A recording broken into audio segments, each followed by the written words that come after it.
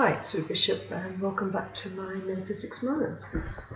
In this video I want to talk about the concept of the universal self. If you watched my first YouTube about dimensional chakras, I had mentioned the concept of a universal self. What is a universal self? You know what the higher self is. It's the aspect of your soul as opposed to the lower self, which is more the ego self. Is that all we are? I mean, for a long time I believed that's all we were, because that's all I'd been taught. And over the years I was being shown new aspects of myself, so it led me on a journey of discovery. And the term I was given was universal self. Now, some people may refer to universal self in another context, I mean, a general term. But I want to share with you what the universal self is to me and what I teach my students about the universal self, because it is a part of us that is important, and as we collectively start to expand our awareness, it's a logical next step into our evolution as spiritual beings. Okay, so lower self is defined by your lower three chakras, the base chakra, the sacral, and the solar plexus, which forms the ego, the personality, part of you that you go out into the world and share, the part of you that defines your free will. The higher self is slightly different. It needs to be bridged through the heart chakra, but it's defined by the throat, third eye, and the crown chakra, and it holds your highest potential, and it's a part of you that isn't ego-driven. It's more driven by unconditional love, self-acceptance, and it kind of understands your book of life. It's a part of you that knows where you're going and what you're meant to do. The lower self is part of you that isn't in the picture. It's the part of you that's trying to work out who the hell it is. But because it's driven by what exists in your base, sacral, and solar plexus, issues, patterns, life experiences, karma, it's sometimes on a different page to where the high self needs it to be, but part of the journey, part of the learning experience is for the lower self to go through that.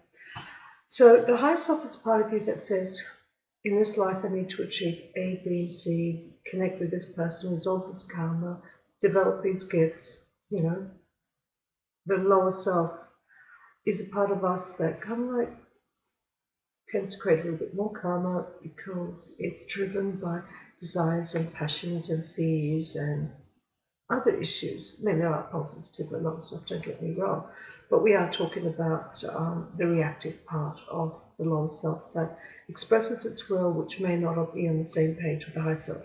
If you develop a connection with your high self, I mean, we're never separated, but our awareness to us is separated.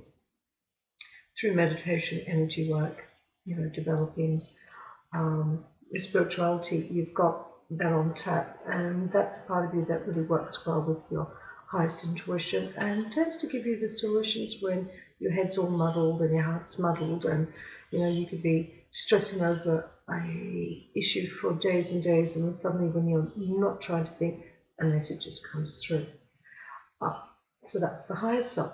And so we've got two parts of our souls, not always on the same page, so days when they are, days when they're not. Being mindful of the higher self means you can integrate it and work with it on a daily basis. Beyond the higher self, is there more?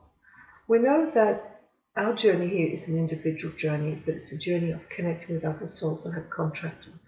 It's a journey of becoming part of a collective. It's a journey of being part of the earth. So there's a number of little layers there that our spirit, well, I should say soul, because spirit's still up in the astral. Our soul wants us to discover. And while we are part of this collective consciousness and reactive to the collective consciousness, most of us don't understand what our soul is trying to get out of that. But also beyond that, is there something our soul could be doing that isn't just centered on us and our physical lives, or just even the people around us, which are important, but is that all that we're really here to do? enter the universal self. Now, this is the part of us that works in a transcendent way. It's not of the physical world. It is part of your soul, but it's not anchored into the physical.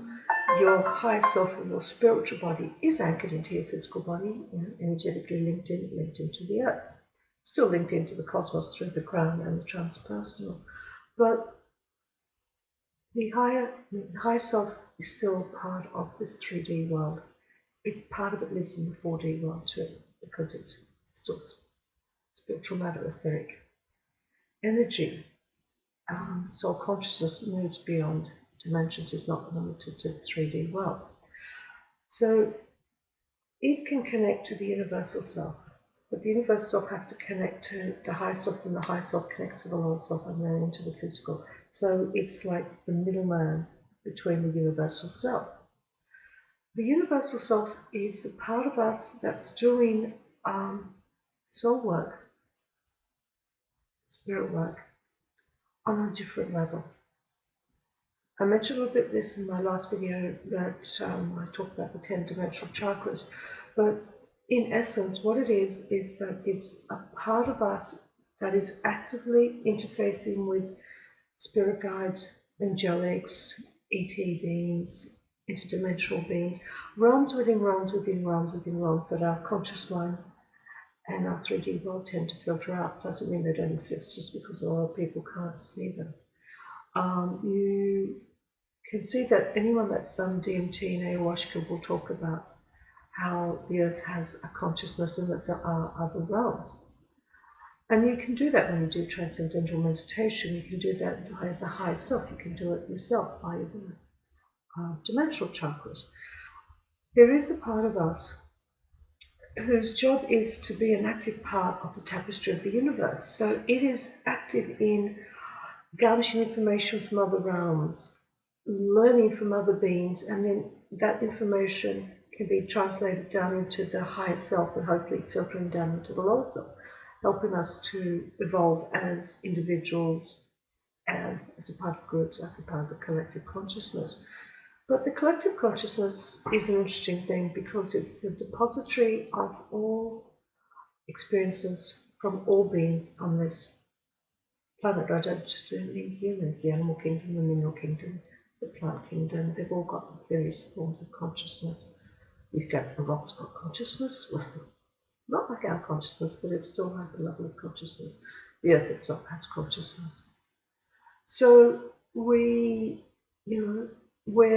actively leaving our imprints here. We're actively contributing to the evolution of this planet, and a lot of it's from what we've deposited into the collective consciousness. Some would say the Akashic records.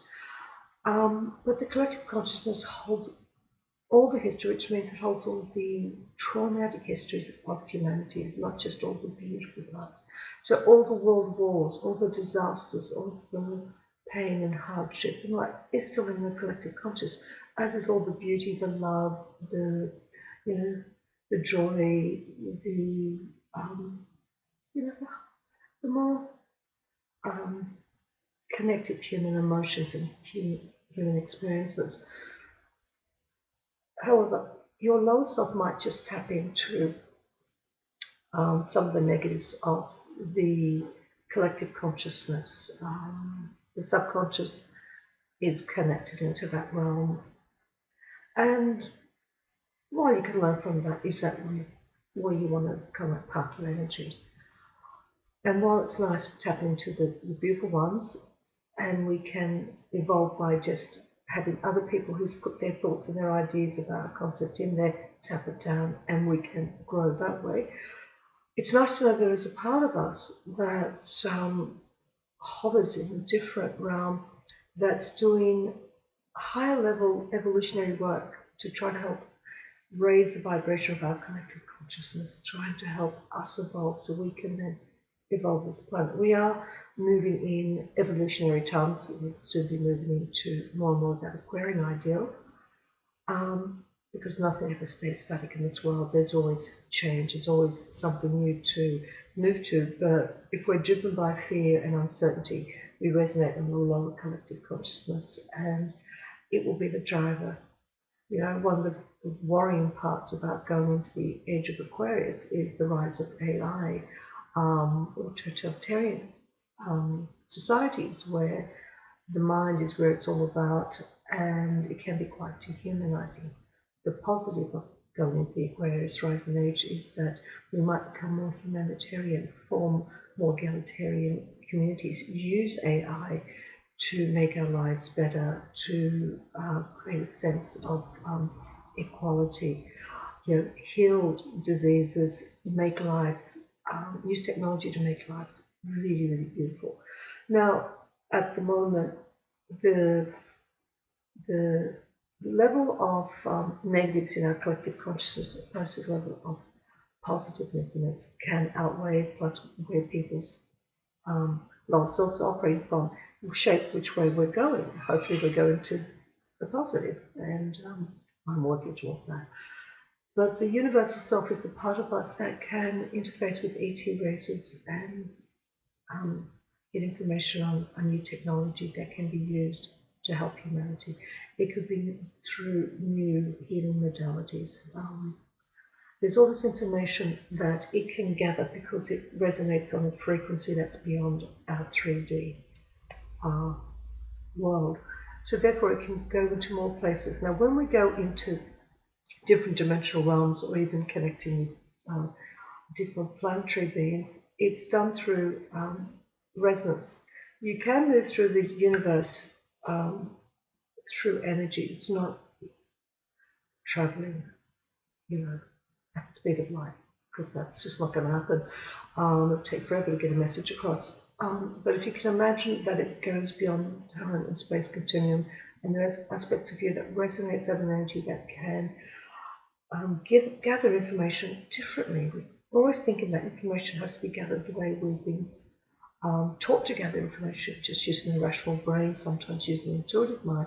But what if there's a part of you that has this creative intelligence, this intuitive intelligence that goes beyond even basic intuition, that this is a language that it understands that our minds can't understand, and that part of you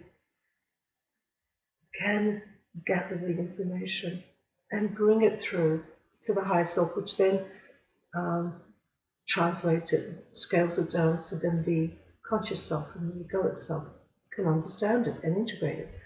So becoming aware of the higher self is quite important, because we are reaching this part of our evolution where we are needing to address some major issues on this planet, and often evolution happens in the backdrop. A lot of people don't realize how much information is brought down from the collective unconsciousness, from the cosmic consciousness down into our collective consciousness, and inspired individuals can tap into that. Others can tap into the lower. It just depends on where your awareness is at and part of your soul evolution. But it's nice to know that there are avenues for our soul to become more universal. As I said earlier, part of the universal tapestry, interacting and contributing to the growth of the cosmos, not just to the growth of our community here. So when I touch base with your higher self and start to work towards developing your energy, your awareness, so you can touch upon this unique part of you. It's a different kind of trinity. We're used to just low self, high self. I've introduced you to the trinity, low self, high self, universal self. The spirit, I can talk about in more detail another time, but that is the trinity that belongs to your spirit. Most people think your soul is the spirit, but if you can imagine part of you that exists in the spirit realm, and it's interfacing with lots of different other dimensions, different worlds. And as I mentioned last YouTube, has aspects of your soul living in different planetary systems. You start to realize that you are a cosmic system, that even at that level, you exist on more than just this. This is kind of like being a finger on a hand, that you've got other parts of you, parallel worlds, different dimensional realities, all belonging to the one spirit, all contributing to this growth of our universe. So it's really important to stress you are a cosmic citizen. You are part of something that's much more meaningful in shaping new worlds and not just about reshaping this one. So, food for thought. Drop me a line if you want to know a little bit more about universal self. I hope you found this informative, and I look forward to talking to you again shortly in my next DVD. Bye for now.